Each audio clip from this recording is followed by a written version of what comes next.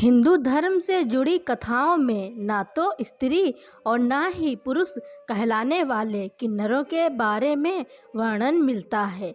महाभारत के अनुसार शिखंडी नाम का एक किन्नर भीष्म की मृत्यु का कारण बना, तो वही अज्ञातवास काटते समय अर्जुन ने 1 साल तक बृहन्नला किन्नर का रूप धारण करके अपना समय काटा था। हिंदू मान्यता के अनुसार किन्नरों को दैवीय शक्ति प्राप्त होती है, जिसके कारण उनका आशीर्वाद जल्द ही किसी व्यक्ति को लगता है। नंबर 1, ज्योतिष के अनुसार किन्नरों का संबंध ग्रहों के राजकुमार माने जाने वाले बुध ग्रह से होता है, जिन्हें खुश करने पर व्यक्ति की कुंडली में बुध ग्रह मजबूत होता है और उसे उसके शुभ फल प्राप्त होते हैं। ज्योतिष के अनुसार यदि किसी किन्नर से जुड़े उपाय को करने के लिए बुधवार का दिन सबसे शुभ होता है। हालांकि आप चाहें तो इसे किसी भी दिन कर सकते हैं। नंबर 2,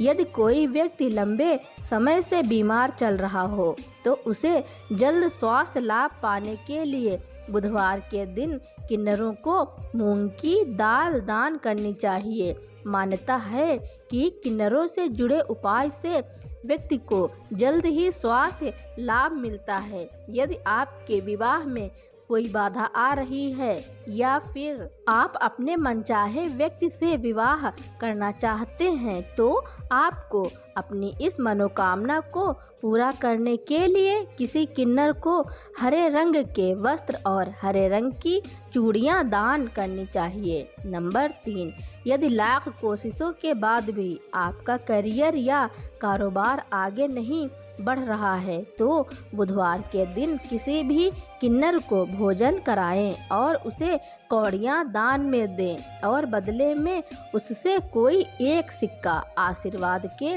रूप में प्राप्त करें, फिर उसे अपने धन स्थान पर रख लें। नंबर 4, किन्नरों को आपने पैसे मांगते तो जरूर देखा होगा। इनको हर जगह देखा जा सकता है, ट्रेन के अंदर, बाहर, सड़क पर और घर पर भी ये कभी कभी पैसे मांगने के लिए आते हैं।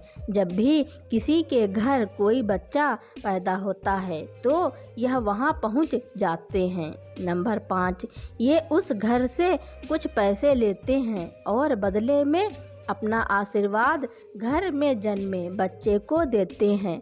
ऐसा माना जाता है कि किन्नरों के द्वारा दिया गया आशीर्वाद नवजात शिशु के लिए बहुत शुभ होता है, इसलिए घर के सदस्य इन लोगों को मोटी रकम दान में देते हैं।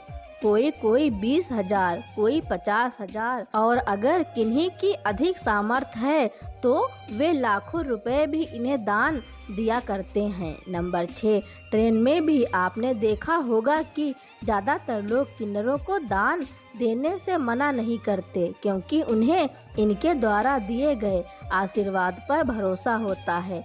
लेकिन क्या आप जानते हैं कि इस बात में कितनी सच्चाई है? क्या सचमुच किन्नरों के द्वारा दिया गया आशीर्वाद फायदेमंद होता है? इससे जुड़ी एक कथा रामायण में मिलती है। जब भगवान श्री राम वनवास जा रहे थे तो अयोध्या की सारी प्रजा उनके साथ वनवास जाने लगी थी, लेकिन भगवान राम ने सभी से वापस लौट जाने को कहा था। सभी नर नारी अपने अपने घर वापस चले गए थे और भगवान राम वनवास। नंबर 7, लेकिन जब श्री राम 14 वर्षों के बाद वनवास से वापस आए तो उन्होंने देखा कि सभी नर नारी तो उनके कहने पर 14 वर्ष पहले अपने घरों में वापस चले गए थे, लेकिन किन्नर 14 वर्षों से वहीं पर खड़े थे। उनकी दृढ़ता देख प्रभु श्री राम ने प्रसन्न होकर उनको आशीर्वाद दिया। भगवान श्री राम ने कहा कि आज से किन्नरों के द्वारा दिया गया आशीर्वाद कभी विफल नहीं होगा। यह जिस किसी को जो भी आशीर्वाद देंगे वह जरूर फलित होगा। नंबर 8, शास्त्रों में बताया गया है कि किन्नरों को कभी भी दुखी नहीं करना चाहिए, क्योंकि इनके द्वारा दी गई बद्दुआ से व्यक्ति के भाग्य में परिवर्तन आ सकते हैं। ऐसा बताया गया है कि किन्नरों की बद्दुआ से व्यक्ति की जन्म कुंडली का बुध ग्रह कमजोर हो जाता है, जिससे आगे चलकर उसकी शादी में रुकावट आती है, उनका व्यवसाय बाधित होता है और धन की तंगी इन्हें झेलनी पड़ती है। नंबर 9, किन्नर और बुध ग्रह का सीधा संबंध है। किन्नर भी नपुंसक होते हैं और जन्म कुंडली का बुध ग्रह भी नपुंसक होता है। शास्त्रों के अनुसार अगर आप किसी किन्नर को दुखी करेंगे तो आपके बुध ग्रह पर इसका सीधा असर पड़ेगा। नंबर 10, शास्त्रों में यह भी बताया गया है कि अगर किसी की शादी में रुकावट आ रही है तो वह किन्नरों के द्वारा दिए गए आशीर्वाद से इन रुकावटों को दूर कर सकता है। यहाँ तक कि धन की तंगी से भी किन्नरों के आशीर्वाद के द्वारा छुटकारा पाया जा सकता है। नंबर 11, अगर किसी के बच्चों की शादी नहीं हो रही है या उसमें रुकावट आ रही है तो ज्योतिष शास्त्र में इसका एक उपाय बताया गया है जो किन्नरों के आशीर्वाद से जुड़ा है। उपाय यह है कि अगर किसी के बच्चों की शादी नहीं हो रही तो उसे बुधवार के दिन अपने घर पर किसी किन्नर को बुलाना चाहिए और उसे श्रृंगार की सामग्री देनी चाहिए। नंबर 12, श्रृंगार की सामग्री हरे रंग की होनी चाहिए। सामग्री देने के बाद उस व्यक्ति को चाहिए कि अपने बच्चों से किन्नर के पैर छूने के लिए कहे। ऐसा करने पर अगर वह किन्नर उसके बच्चों को आशीर्वाद देता है तो निश्चित रूप से उनकी शादी में आ रही रुकावट दूर होगी। नंबर 13, अगर कोई धन की तंगी से जूझ रहा है और इससे छुटकारा पाना चाहता है तो शास्त्रों में इसके लिए एक उपाय बताया गया है जो है किन्नरों का आशीर्वाद।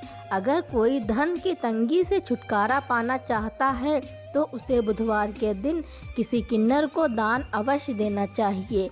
अपनी सामर्थ्य के अनुसार दान देने के बाद उस किन्नर से 1 रुपए का सिक्का मांग लेना चाहिए। किन्नर से लिया गया वह रुपए का सिक्का उसे अपनी तिजोरी में रख देना चाहिए और फिर इस उपाय को करने के बाद उसकी तिजोरी कभी खाली नहीं होगी।